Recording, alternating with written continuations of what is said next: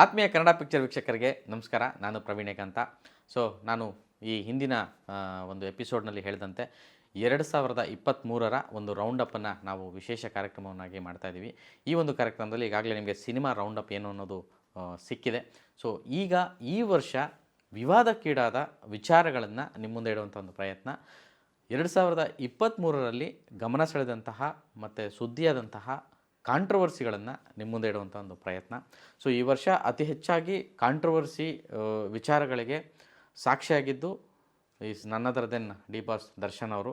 ಹಾಗೆಯೇ ಈ ವರ್ಷ ಬಿಗ್ಗೆಸ್ಟ್ ಬ್ಲಾಕ್ ಬಸ್ಟರ್ ಕೊಟ್ಟಿರೋದು ಕೂಡ ಡಿ ಬಾಸ್ ದರ್ಶನ್ ಅವರೇ. ಅದು ವಿಶೇಷ.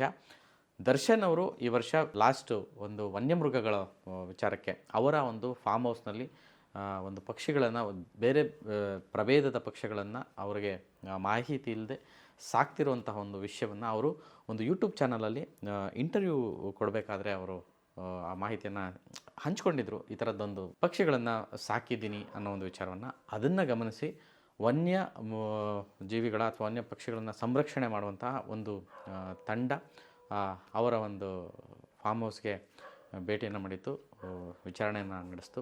ನಂತರ ಅದು ಗೊತ್ತಾಗಿ ಅದೊಂದು ಸುಖಾಂತ್ಯ ಕಾಣ್ತು. ದರ್ಶನ್ ಅವರಿಗೆ ಈ ವಿಚಾರ ಗೊತ್ತಿರಲಿಲ್ಲ. ಅವರು ಆ ಒಂದು ಪಕ್ಷಿಗಳನ್ನು ಸಾಕಿದಂತಹ ವಿಚಾರ ಆಗಿತ್ತು. ಈ ಒಂದು ಕಾರಣಕ್ಕೆ ಅದು ತುಂಬ ದೊಡ್ಡ ಮಟ್ಟದ ಸುದ್ದಿ ಆಯಿತು.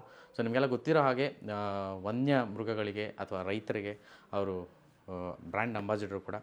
ವಿಶೇಷವಾಗಿ ಸಾಕು ಪ್ರಾಣಿಗಳಿಗಾಗಲಿ ಅಥವಾ ಅವ್ರದ್ದೇ ಆದಂಥ ಒಂದು ಅಭಿರುಚಿ ಇದೆ ಆ ವಿಚಾರದಲ್ಲಿ. ಪ್ರಾಣಿ ಪಕ್ಷಿಗಳಂದರೆ ಅವ್ರ ಎಷ್ಟು ಪ್ರೀತಿ ಇದೆ ಅನ್ನೋದು ಎಲ್ಲರಿಗೂ ಗೊತ್ತಿರೋ ವಿಷಯ. ದರ್ಶನ್ ಅವರ ವಿಚಾರನೇ ಈ ವರ್ಷ ತುಂಬ ಹೈಲೈಟ್ ಆಗಿತ್ತು ಅಂತ ಆಗಲೇ ಹೇಳಿದೆ. ಮತ್ತೊಂದು ವಿಚಾರಕ್ಕೆ ದರ್ಶನ್ ಅವರು ಮತ್ತೆ ಸುದ್ದಿ ಆದರು. ಅದೇನಪ್ಪ ಅಂತಂದರೆ, ಬಿಗ್ ಬಾಸ್ ಶುರುವಾದಾಗ ಬಿಗ್ ಬಾಸಲ್ಲಿ ವರ್ತೂರು ಸಂತೋಷ್ ಅವರು ಒಂದು ಹುಲಿ ಉಗ್ರನ್ನು ಧರಿಸಿದ್ರು ಅನ್ನೋ ಕಾರಣಕ್ಕೆ ಅವರನ್ನು ಪೊಲೀಸವರು ಬಂಧಿಸಿ ನಂತರ ವಿಚಾರಣೆಯನ್ನು ನಡೆಸಿದರು. ಇದು ಹುಲಿ ಉಗ್ರ, ನಿಜವಾದ ಹುಲಿ ಉಗ್ರ ಏನು ಅನ್ನೋ ಒಂದು ವಿಚಾರಣೆ ನಡೆಸಿ ಮತ್ತೆ ಅವರು ಬಿಗ್ ಬಾಸ್ಗೆ ಹೋದರು. ಈ ಒಂದು ಸಂದರ್ಭದಲ್ಲಿ ಕನ್ನಡ ಚಿತ್ರರಂಗದ ಸಾಕಷ್ಟು ತಾರೆಯರು, ಅಂದರೆ ಡಿ ಬಾಸ್ ದರ್ಶನ್ ಅವರು, ಹಾಗೆಯೇ ನವರಸ ನಾಯಕ ಜಗ್ಗೇಶ್ ಅವರು, ನಿಖಿಲ್ ಕುಮಾರಸ್ವಾಮಿಯಿಂದ ಹಿಡಿದು ಸಾಕಷ್ಟು ನಟರಿಗೆ, ಹಾಗೆಯೇ ಇನ್ಫ್ಲೂಯೆನ್ಸ್ಡ್ ವ್ಯಕ್ತಿಗಳಿಗೆ ಯಾರ್ಯಾರು ಹುಲಿ ಉಗುರು ಮಾದರಿಯ ಲಾಕೆಟನ್ನು ಧರಿಸಿದ್ರು ಅವರೆಲ್ಲರಿಗೂ ಕೂಡ ನೋಟಿಸ್ ಹೋಯಿತು. ಅದೊಂದು ತುಂಬ ದೊಡ್ಡ ವಿಚಾರವಾಗಿ ಸುಮಾರು ಒಂದು ವಾರದ ಕಾಲ ಇದೊಂದು ತುಂಬ ಸುದ್ದಿಯಾಗಿ ಚಾಲ್ತಿಯಲ್ಲಿತ್ತು. ಈ ಒಂದು ವಿವಾದ ದೊಡ್ಡ ಮಟ್ಟದ ಗಮನವನ್ನು ಈ ವರ್ಷ ಸೆಳೀತು ಅಂತ ಹೇಳ್ಬೋದು. ಇದರ ಜೊತೆಗೆ ದರ್ಶನ್ ಅವರದೇ ಇನ್ನೊಂದು ವಿಷಯಕ್ಕೆ, ದರ್ಶನ್ ಅವರ ಮನೆಯ ಬಳಿ ಅವರು ಸಾಕಿದಂಥ ಒಂದು ನಾಯಿ ಪಕ್ಕದ ಮನೆಯ ಅಥವಾ ಅದೇ ಬೀದಿಯಲ್ಲಿ ಇರುವಂತಹ ಒಬ್ಬ ಮಹಿಳೆಗೆ ಕಚ್ಚಿತು ಅನ್ನೋ ಕಾರಣಕ್ಕೆ ಒಂದು ವಿವಾದ ಸೃಷ್ಟಿಯಾಗಿತ್ತು. ಅದು ಪೊಲೀಸ್ ಕಂಪ್ಲೇಂಟ್ ಕೂಡ ಆಗಿತ್ತು. ಅದರಲ್ಲಿ ದರ್ಶನ್ ಅವರ ಹೆಸರನ್ನು ಮೆನ್ಷನ್ ಮಾಡಲಾಗಿತ್ತು. ಆನಂತರ ದರ್ಶನ್ ಅವ್ರದ್ದು ಇದರಲ್ಲಿ ಪಾತ್ರ ಇಲ್ಲ ಅಂತ ಹೇಳಿ ಪೊಲೀಸರು ಹೆಸರು ಕೈ ಬಿಟ್ಟಿದ್ದು, ಅದಾದಮೇಲೆ ಅದು ಸುಖಾಂತ್ಯ ಕಂಡಿದ್ದು, ಮಹಿಳೆ ಅವತ್ತೇ ನಡೆದಿದ್ದು ಅನ್ನೋ ಘಟನೆಯನ್ನು ಹೇಳಿಕೆ ನೀಡಿದ್ದು ನಾವೆಲ್ಲ ನೋಡಿದ್ವಿ. ಈ ಒಂದು ವಿಚಾರಕ್ಕೆ ದರ್ಶನ್ ಅವರು ಈ ವರ್ಷ 3 ವಿಚಾರಗಳಿಗೆ ದರ್ಶನ್ ಅವರ ಹೆಸರು ಬಂದಿದೆ ಕಾಂಟ್ರವರ್ಸಿಯಲ್ಲಿ. ಅದೇ ರೀತಿ ದರ್ಶನ್ ಅವರ ಹೆಸರೇ ತುಂಬ ದೊಡ್ಡದಾಗಿ ಈ ವರ್ಷ ಚಿತ್ರರಂಗದಲ್ಲಿ ಸದ್ದು ಮಾಡ್ತು. ಸಿನಿಮಾ ಕೂಡ ಅವ್ರದ್ದೇ ದೊಡ್ಡ ಮಟ್ಟದಲ್ಲಿ ಸದ್ದು ಮಾಡಿದಂಥ ವಿಷಯವನ್ನು ನಾವು ಗಮನಿಸಬಹುದಾಗಿದೆ. ಇನ್ನು ಮತ್ತೊಬ್ಬ ಸ್ಟಾರ್ ಸುದೀಪ್ ಅವರ ಒಂದು ವಿಚಾರದಲ್ಲಿ ಕಾಂಟ್ರವರ್ಸಿ ಆಗಿತ್ತು. ವಾಲ್ಮೀಕಿ ಜಯಂತಿ ಅಥವಾ ಉತ್ಸವ ಅಂತ ಒಂದು ಕಡೆ ಆಯೋಜಿಸಿರ್ತಾರೆ. ಆ ಆಯೋಜಕರು ಸುದೀಪ್ ಅವ್ರನ್ನ ಕರೆದಿರೋದಿಲ್ಲ, ಅವರ ತಂದೆಗೆ ಇನ್ವಿಟೇಷನ್ನ ಕೊಟ್ಟಿರ್ತಾರೆ. ಆದರೆ ಯಾವುದೂ ಗೊತ್ತಿಲ್ಲದಿರುವಂತಹ ಆ ಸಮುದಾಯದ ಜನ ಸುದೀಪ್ ಅವರು ಕಾರ್ಯಕ್ರಮಕ್ಕೆ ಬರಲಿಲ್ಲ ಅನ್ನೋ ಒಂದು ಕಾರಣಕ್ಕೆ ರಂಪರಾಮಾಯಣ ಮಾಡಿ ಗಲಾಟೆ ಮಾಡಿರ್ತಾರೆ. ಅದಾದಮೇಲೆ ಅದು ತುಂಬ ದೊಡ್ಡ ಮಟ್ಟದ ಸುದ್ದಿ ಆಗುತ್ತೆ. ಸುದೀಪ್ ಅವರು ಆಹ್ವಾನಿಸಿದ್ರು ಬರಲಿಲ್ಲ ಅಂಥೇಳಿ. ಅದಕ್ಕೆ ಸುದೀಪ್ ಅವರನ್ನು ಟ್ವೀಟ್ ಮಾಡ್ತಾರೆ, ಆಹ್ವಾನಿಸಿದರೆ ಖಂಡಿತವಾಗಿ ಬರ್ತಿದೆ, ಅದು ಆಹ್ವಾನಿಸಿರಲಿಲ್ಲ ಅಂತ. ನಂತರ ಆಯೋಜಕರೇ ಅವರ ತಂದೆಯವರಿಗೆ ಇನ್ವೈಟ್ ಮಾಡಿದಂಥ ಇನ್ವಿಟೇಷನ್ನ ಹಾಕ್ತಾರೆ. ಅಲ್ಲಿಗೆ ಆ ಒಂದು ವಿವಾದ ಸುಖಾಂತ್ಯ ಆಗುತ್ತೆ. ಉಪೇಂದ್ರ ಅವರ ವಿಚಾರಕ್ಕೆ ಬಂದರೆ, ಉಪೇಂದ್ರ ಅವರು ಪ್ರಜಾಕೀಯ ವಿಚಾರವಾಗಿ ಒಂದು ಸಂದರ್ಶನವನ್ನು ಕೊಡಬೇಕಾದ್ರೆ ಅವರು ಒಂದು ಆಡುಭಾಷೆ ಅಥವಾ ಒಂದು ಪದವನ್ನು ಅವರು ಹೇಳ್ತಾರೆ. ಅದು ಜಾತಿ ನಿಂದನೆ ಆರೋಪದ ಮೇಲೆ ಅವ್ರ ಮೇಲೆ ಕಂಪ್ಲೇಂಟ್ ಆಗುತ್ತೆ. ದಲಿತ ಸಂಘಟನೆಗಳು ಅವ್ರ ವಿರುದ್ಧ ಧರಣಿಯನ್ನು ಮಾಡ್ತಾರೆ. ಈ ಒಂದು ವಿಚಾರಕ್ಕೆ ತುಂಬ ದೊಡ್ಡ ಮಟ್ಟದ ಒಂದು ಕಾಂಟ್ರವರ್ಸಿ ಆಗಿತ್ತು.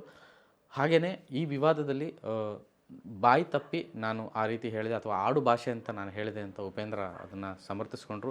ಹಾಗೆಯೇ ಕ್ಷಮೆ ಯಾಚನೆ ಕೂಡ ಮಾಡಿದ್ರು.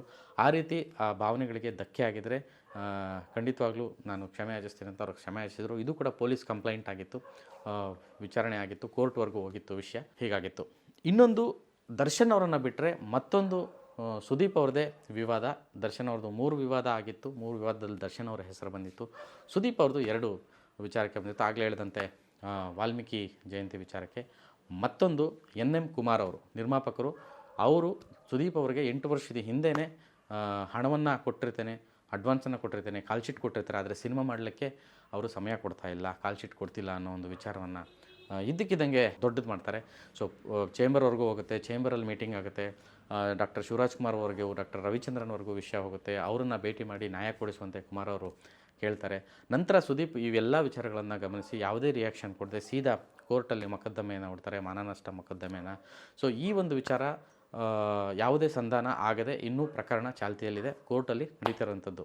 ಸೊ ಈ ವರ್ಷ ತುಂಬ ದೊಡ್ಡ ಮಟ್ಟದಲ್ಲಿ ಗಮನ ಸೆಳೆದಂಥ ಕಾಂಟ್ರವರ್ಸಿಗಳಲ್ಲಿ ಇದು ಕೂಡ ಒಂದು. ಸ್ವಾತಿ ಮುತ್ತಿನ ಮಳೆಹನಿ ರಮ್ಯಾ ಅವರು ನಿರ್ಮಾಣ ಮಾಡಲಿಕ್ಕೆ ಹೊರಟಂಥ ಸಿನಿಮಾ, ಮಾಡಿದಂತಹ ಸಿನಿಮಾ. ಸೊ ಈ ಸಿನಿಮಾ ನಿರ್ಮಾಣ ಮಾಡೋಕ್ಕೆ ಹೊರಟಾಗ, ಈ ಸಿನಿಮಾ ಅನೌನ್ಸ್ ಆದಾಗ ನಿರ್ದೇಶಕ SV ರಾಜೇಂದ್ರ ಸಿಂಗ್ ಬಾಬು ಅವರು ಈ ಚಿತ್ರತಂಡದ ವಿರುದ್ಧ ಒಂದು ಕೋರ್ಟ್ ಮೆಟ್ಲೇರಿದ್ರು. ಅಂದರೆ ಬಣ್ಣದ ಗೆಜ್ಜೆ ಸಿನಿಮಾದ ಈ ಸ್ವಾತಿ ಮುತ್ತಿನ ಮಳೆಹನಿಯ ಹಾಡು ಅದು ಅವ್ರದ್ದು ಟೈಟ್ಲು, ಅದು ಅವ್ರದ್ದು ಪರ್ಮಿಷನ್ ಇಲ್ಲದೆ ತೊಗೊಂಡಿದ್ದಾರೆ ಅನ್ನೋ ಒಂದು ವಿಚಾರವಾಗಿ ಕೋರ್ಟ್ ಮೆಟ್ಲೇರಿದ್ರು. ತುಂಬ ದೊಡ್ಡ ಮಟ್ಟದ ಸುದ್ದಿ ಇದು ಕೂಡ ಆಯಿತು. ಪ್ರೆಸ್ ಮೀಟ್ಗಳನ್ನು ಮಾಡಿದರು, ಪರಸ್ಪರ ವಾಗ್ದಾಳಿಯನ್ನು ಮಾಡಿಕೊಂಡ್ರು. ಆದರೆ ಕೊನೆಗೆ ಕೋರ್ಟ್ ರಮ್ಯಾ ಪರ ತೀರ್ಪನ್ನು ನೀಡಿತು. ಸೊ ಈ ರೀತಿ ಈ ಒಂದು ವಿವಾದ ಸುಖಾಂತ್ಯ ಆಯಿತು. ಇದೇ ರಮ್ಯಾ ಅವರು ಮತ್ತೊಂದು ವಿಚಾರಕ್ಕೆ ಈ ವರ್ಷ ವಿವಾದದ ಸುಳಿಯಲ್ಲಿ ಸಿಲುಕಿದ್ರು, ವಿವಾದವನ್ನು ಮಾಡಿಕೊಂಡ್ರು. ಅದೇ ಹಾಸ್ಟೆಲ್ ಹುಡುಗರು ತುಂಬ ದೊಡ್ಡ ನಿರೀಕ್ಷೆಯನ್ನು ಹುಟ್ಟಿಸಿದಂಥ ಸಿನಿಮಾ ಮತ್ತು ಸಕ್ಸಸ್ ಆಗಿದಂಥ ಸಿನಿಮಾ ಕೂಡ ಈ ವರ್ಷ. ಈ ಸಿನಿಮಾದಲ್ಲಿ ರಮ್ಯಾ ಅವರು ಅತಿಥಿ ಪಾತ್ರದಲ್ಲಿ ನಟಿಸಿರುವಂಥದ್ದು. ಸೊ ನಟಿಸಬೇಕಾದ್ರೇ ಆ ಒಂದು ಅಗ್ರಿಮೆಂಟ್ ಆಗಿತ್ತು, ಅತಿಥಿ ಪಾತ್ರದಲ್ಲಿ ರಮ್ಯಾ ಅವರು ಅಭಿನಯಿಸಿದ್ದಾರೆ ಅಂತ. ಆದರೆ ಸಿನಿಮಾ ಪೂರ್ತಿಯಾಗಿ ಅವರನ್ನು ಬಳಸಿಕೊಳ್ಳಲಾಗಿದೆ. ಹಾಗೆಯೇ ರಮ್ಯಾ ಅವರನ್ನೇ ಹೆಚ್ಚಿನ ಮಾರುಕಟ್ಟೆಗೆ, ಅಂದರೆ ಮಾರ್ಕೆಟಿಂಗ್ ವಿಚಾರಕ್ಕೆ ಅಥವಾ ಪ್ರಚಾರದ ವಿಚಾರಕ್ಕೆ ಅವರನ್ನು ಬಳಸ್ಕೊಳ್ಳಲಾಗ್ತಿದೆ ಅಂತ ಹೇಳಿ ಚಿತ್ರತಂಡದ ವಿರುದ್ಧ ರಮ್ಯಾ ಅವರು ಕೋರ್ಟ್ ಮೆಟ್ಲೇರಿದ್ರು. ಈ ಸಿನಿಮಾ ರಿಲೀಸ್ಗೆ ತಡೆಯಾಜ್ಞೆಯನ್ನು ನೀಡುವಂತೆ ಮನವಿ ಮಾಡಿದರು, ಕೋರ್ಟಲ್ಲಿ ಕೇಸ್ ಹಾಕಿದರು. ಆದರೆ ಚಿತ್ರತಂಡದ ಬಳಿ ಇದ್ದಂತಹ ಅಗ್ರಿಮೆಂಟ್ಸು ಮತ್ತು ಮತ್ತಿತರ ಕಾರಣಗಳಿಂದ ಸೊ ಚಿತ್ರತಂಡದ ಪರವಾಗಿ, ಹಾಸ್ಟೆಲ್ ಹುಡುಗರು ಚಿತ್ರದ ಪರವಾಗಿ ನ್ಯಾಯಾಲಯ ತೀರ್ಪನ್ನು ಕೊಡ್ತು, ಸಿನಿಮಾ ರಿಲೀಸ್ ಆಯಿತು. ಈ ಒಂದು ಪ್ರಕರಣದಲ್ಲಿ ತುಂಬ ದೊಡ್ಡ ಮಟ್ಟದ ಸುದ್ದಿ, ವಿವಾದ ರಮ್ಯಾ ಅವರ ವಿಚಾರವಾಗಿ ಈ ವರ್ಷ ಆಗಿತ್ತು. ಈ ವರ್ಷ ಮತ್ತೊಂದು ನಿರೀಕ್ಷಿತ ಸಿನಿಮಾ ಟೋಬಿ ರಿಲೀಸ್ ಆದಾಗ ಮಹಿಳೆಯೊಬ್ಬರು ಕ್ಯಾಮ್ರಾ ಮುಂದೆ ಈ ಸಿನಿಮಾ ಚೆನ್ನಾಗಿಲ್ಲ, ನೋಡಬೇಡಿ ಅಂತ ಒಂದು ಹೇಳಿಕೆಯನ್ನು ನೀಡಿದರು. ಇದನ್ನು ಖಂಡಿಸಿ ಒಬ್ಬ ವ್ಯಕ್ತಿ ಆ ಮಹಿಳೆಯನ್ನು ಅವಾಚ್ಯ ಶಬ್ದಗಳಿಂದ ನಿಂದಿಸಿದ್ರು ಅನ್ನೋ ವಿಚಾರಕ್ಕೆ ವಿವಾದ ಸೃಷ್ಟಿಯಾಗಿತ್ತು. ಆ ನಿಂದಿಸಿರುವಂಥ ವ್ಯಕ್ತಿ ಟೋಬಿ ಚಿತ್ರತಂಡದ ವ್ಯಕ್ತಿಯೇ ಅಂತ ಕೂಡ ಸುದ್ದಿಯಾಗಿತ್ತು. ಆದರೆ ಕೊನೆಗೆ ರಾಜ್ ಬಿ ಶೆಟ್ಟಿ ಅವರು ಅದನ್ನು ಕ್ಲಾರಿಫೈ ಮಾಡಿ ಆ ವ್ಯಕ್ತಿ ನಮ್ಮ ಚಿತ್ರತಂಡದ ವ್ಯಕ್ತಿ ಅಲ್ಲ ಅನ್ನೋದನ್ನು ಸ್ಪಷ್ಟೀಕರಣ ನೀಡಿದರು. ಅಲ್ಲಿಗೆ ಆ ಒಂದು ವಿವಾದ ಅಂತ್ಯ ಆಯಿತು. ಟೋಬಿ ಈ ಸಿನಿಮಾ ಈ ವರ್ಷ ತುಂಬ ದೊಡ್ಡ ಮಟ್ಟದ ಸುದ್ದಿಯಾದಂಥ ಸಿನಿಮಾ. ಅದೇ ಕಾರಣಕ್ಕೆ ಈ ವಿವಾದ ಕೂಡ ಒಂದಷ್ಟು ದಿನ ದೊಡ್ಡದಾಗಿ ಸುದ್ದಿಯಾಗಿತ್ತು. ಲವ್ ಬರ್ಡ್ಸ್ ಅನ್ನೋ ಸಿನಿಮಾ ಈ ವರ್ಷ ರಿಲೀಸ್ ಆಗಿತ್ತು.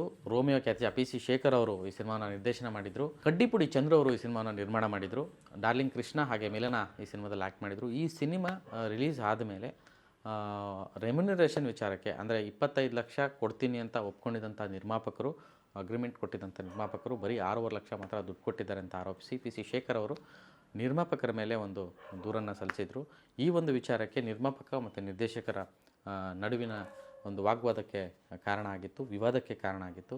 ಈ ಒಂದು ವಿಚಾರಕ್ಕೆ ಕಡ್ಡಿಪುಡಿ ಚಂದ್ರು ನಿರ್ಮಾಪಕರು ಹಾಗೆ PC ಶೇಖರ್ ನಿರ್ದೇಶಕರು ಇಬ್ಬರೂ ಕೂಡ ಈ ವಿವಾದಕ್ಕೆ ತುಂಬ ದೊಡ್ಡ ಮಟ್ಟದಲ್ಲಿ ಈ ವರ್ಷ ಸುದ್ದಿಯಾದಂಥವ್ರು. ಈ ವರ್ಷ ಬಿಗ್ ಬಾಸ್ ಸ್ಪರ್ಧಿಗಳು ಕಾಂಟ್ರವರ್ಸಿಯಲ್ಲಿ ತುಂಬ ಪ್ರಮುಖ ಪಾತ್ರವನ್ನು ವಹಿಸಿದ್ರು. ಇವರೆಲ್ಲರೂ ಸಿನಿಮಾದಲ್ಲೂ ಕೂಡ ಆ್ಯಕ್ಟ್ ಮಾಡಿದಂಥ ಕಲಾವಿದರೇ. ಸೊ ಕಳೆದ ವರ್ಷ ಏನು ಬಿಗ್ ಬಾಸ್ ಮುಗಿದಿತ್ತು, ಆ ಸೀಸನಲ್ಲಿ ಸಾನಿಯಾ ಅಯ್ಯರ್ ಅವರು ಭಾಗವಹಿಸಿದರು, ಸ್ಪರ್ಧೆಯಾಗಿದ್ದರು. ಈ ಸಾನಿಯಾ ಅಯ್ಯರು ಈ ವರ್ಷದ ಆರಂಭದಲ್ಲಿ ಕಂಬಳ ಸ್ಪರ್ಧೆಗೆ ಅತಿಥಿಯಾಗಿ ಹೋದಾಗ ಅಲ್ಲಿ ಯುವಕನೊಬ್ಬ ಕುಡಿದ ಮತ್ತಿನಲ್ಲಿ ಅನುಚಿತವಾಗಿ ವರ್ತಿಸ್ತಾ ಅನ್ನೋ ಕಾರಣಕ್ಕೆ ಯುವಕನ ಮೇಲೆ ಆರೋಪವನ್ನು ಮಾಡಿದರು. ಅದರ ಜೊತೆಗೆ ಆ ಒಂದು ಆಯೋಜಕರ ಮೇಲೆ ಕೂಡ ದೂರನ ನೀಡಿದರು. ಈ ಒಂದು ವಿಚಾರಕ್ಕೆ ಆ ಒಂದು ವಾರದ ಕಾಲ ಈ ಒಂದು ಕಾಂಟ್ರವರ್ಸಿ ಮುಂದುವರಿತಲೇ ಇತ್ತು. ಕೊನೆಗೆ ಮೌನ ಮುರಿದಂತಹ ಸಾನಿಯಾ ಅಯ್ಯರ್ ಅವರು ಏನೆಲ್ಲ ಆಯಿತು ಅನ್ನೋದನ್ನು ಹೇಳಿದರು. ಅದರ ನಂತರ ಆಯೋಜಕರು ಕೂಡ ಅವರ ವರ್ಷನನ್ನು ಹೇಳಿ ತಪ್ಪಿತಸ್ಥರಿಗೆ ಶಿಕ್ಷೆ ಆಗೇ ಆಗುತ್ತೆ, ದೇವರಿದ್ದಾನೆ ಕಾಪಾಡ್ತಾನೆ ಅನ್ನೋ ಒಂದು ಮಾತಲ್ಲಿ ಅದು ಅಂತ್ಯ ಆಗೋಯಿತು. ಪ್ರಸ್ತುತ ಬಿಗ್ ಬಾಸ್ನಲ್ಲಿರುವಂತಹ ತನಿಷಾ ಈ ವರ್ಷ ಪೆಂಟಗಾನ್ ಸಿನಿಮಾದಲ್ಲಿ ಆ್ಯಕ್ಟ್ ಮಾಡಿದರು. ಈ ವರ್ಷ ರಿಲೀಸ್ ಕೂಡ ಆಯಿತು ಆ ಪಿಕ್ಚರು. ಸೊ ಪ್ರಸ್ತುತ ಅವರು ಬಿಗ್ ಬಾಸ್ನಲ್ಲಿದ್ದಾರೆ. ಈ ಸಿನಿಮಾ ರಿಲೀಸ್ ಆದಂಥ ಸಂದರ್ಭದಲ್ಲಿ ಆ ಸಿನಿಮಾದಲ್ಲಿ ಒಂದು ಎಕ್ಸಾಟಿಕ್ ಸನ್ನಿವೇಶದಲ್ಲಿ ತನಿಷಾ ಕಾಣಿಸ್ಕೊಂಡಿರ್ತಾರೆ. ಸೊ ಒಂದು ರೊಮ್ಯಾಂಟಿಕ್, ಅತಿಯಾದ ರೊಮ್ಯಾಂಟಿಕ್ ಸನ್ನಿವೇಶದಲ್ಲಿ ಅವ್ರು ಕಾಣಿಸ್ಕೊಂಡಿರ್ತಾರೆ. ಈ ಒಂದು ಸನ್ನಿವೇಶ ತುಂಬ ದೊಡ್ಡ ಮಟ್ಟದಲ್ಲಿ ಸುದ್ದಿ ಆಯಿತು.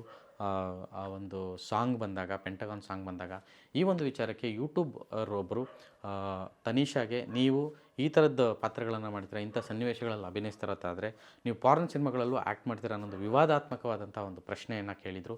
ಈ ಒಂದು ವಿಚಾರಕ್ಕೆ ನಟಿ ತನಿಷಾ ಅವರು ಚಪ್ಪಲಿ ತೊಗೊಂಡು ಹೊಡಿತೀನಿ ಅನ್ನೋ ಒಂದು ಅಗ್ರೆಷನಲ್ಲಿ ಆ ಒಂದು ಯೂಟ್ಯೂಬರ್ಗೆ ಮಾತಾಡಿದರು. ಈ ಒಂದು ವಿಚಾರಕ್ಕೆ ತುಂಬ ದೊಡ್ಡ ಮಟ್ಟದಲ್ಲಿ ವಿವಾದ ಆಯಿತು, ಸುದ್ದಿ ಕೂಡ ಆಯಿತು. ಸೊ ಇವಿಷ್ಟು 2023ರಲ್ಲಿ ಅನೌನ್ಸ್ ಆದಂತಹ ಬಿಗ್ಗೆಸ್ಟ್ ಅನೌನ್ಸ್ಮೆಂಟ್ಗಳು, ಅಪ್ಡೇಟ್ಗಳು. ನಮಸ್ಕಾರ.